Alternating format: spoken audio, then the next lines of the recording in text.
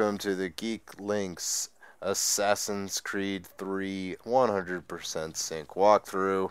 And this is sequence 8.1, one of the slowest and most boring sequences, so bear with me. It starts off with some pretty standard chasing and tailing right here. As always, try to keep as far away as possible, because the closer you'll get, as you'll see in a second here, he'll suddenly be able to hear everything around him. And keep in mind the limited range of the NPCs. Now, you saw me jumping up the wall. The reason I was doing that is it's just outside of their range of vision, so all of a sudden they forget you're there and he goes about his business. Now, stay as far away as possible. If you could stay a block behind him and still see him, okay, do it. Though keep in mind that you might be in a tough spot if he turns a corner. I wish I could tell you the story as far as why this guy is all of a sudden fighting with a patriot. They have a pretty big scuffle here, and then they decide, okay, whatever. Same time next week, and off they go. Crowds are a great resource in these instances, as they can't see you as long as you have that little circle over your head. Though keep in mind, keep in mind other NPCs can ruin it for you. Because you see there, he was going straight, but then he bumped into two women, and then that's when he had to turn around and he saw me. So just try to always keep an eye out for places you can hide. Whether it be hay, whether it be with a group of people, anything. And if he starts moving towards you, try to stay a bit away from him, because if he shoves you, then that's it. After a while, when we get to this point here, I start using corners to keep an eye out on him.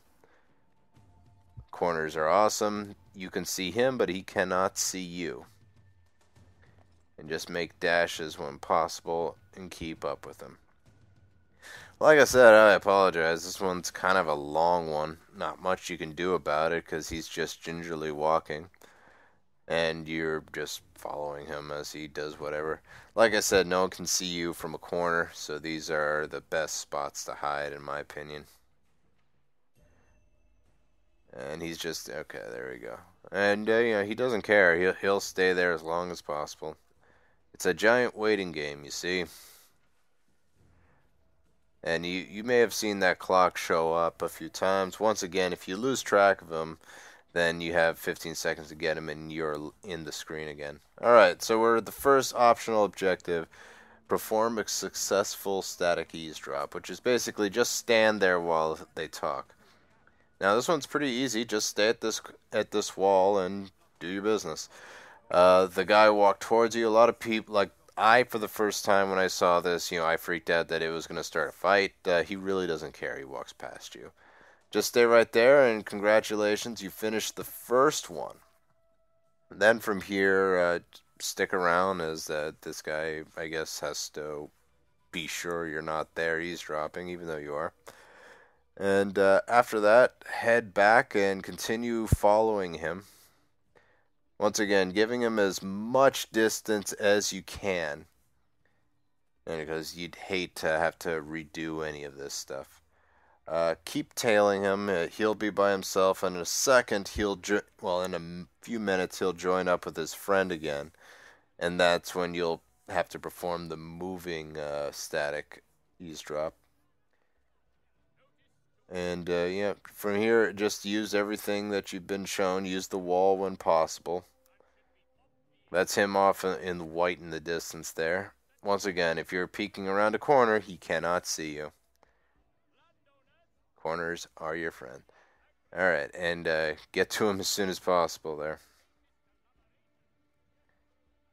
And, in a second, he's going to turn a well, which he hangs in. A lot of people, their first instinct is to run to the well, because, maybe that's a secret passage or something. No, he's actually using one of your old assassin's tricks to hide from some patrolmen. And in a second, I'm going to pause, pay no mind to it. I guess I just wanted to recheck what the optional objectives are. Now, with the static one, it'll be a little difficult, especially with his friend there, because he's going to. It's going to be a little annoying because they do a lot as far as stopping and looking behind them, and two, there are these really awfully placed children that you know the children you can't do anything to them. They're basically just running, laughing roadblocks that are specifically placed there to make your game a living heck. And I wish they didn't even put them in there. But anyway, and my apologies. This is yet another other pause, but as you can see there, I equipped the spare change or the throw change one, and you'll see why in a second. This is after I restarted, and I actually do recommend that you restart when you get to the point where they're both talking, as it's easier to follow along. Anyway, stay as far back as you can, because if you get too close, they'll hear you. Also, do not run. Fast walk if you have to, but don't run. Otherwise, they'll instantly see you and turn around. And in an alleyway such as this, there isn't too many places you can hide. Don't start a riot because that ruins all your spots that you can hide in. In a second, he's about to get to the kids, but if you notice, and we'll start it in just a moment, I throw some change down, and that gets the kids' attention, so you're all in the clear. Otherwise, the kids bump into the guys that are chasing after you, causing them to turn around. They basically are at a pain in the neck. And then upcoming, I'm going to drop the change again. This is because they're going to turn around and they're with no hiding spot. And the crowd this creates makes it so that you have a spot to cover for some cover. Also, if you've noticed, they've stopped talking.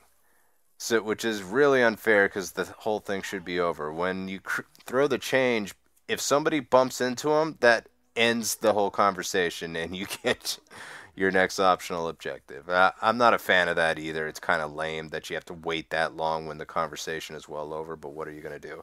Now, after this cutscene, the next instant is you have to tackle this guy you're chasing without bumping into anybody. Which sounds impossible. That's because it is. You're not supposed to chase directly after him. You follow this route I'm taking. I'm not even actually chasing after him. I actually broke off from him. If you'll notice, he's the circle on the map. You just run ahead of him, then tackle.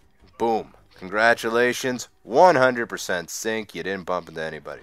Thanks very much for joining us. Catch us on the next episode here on the Geek Link.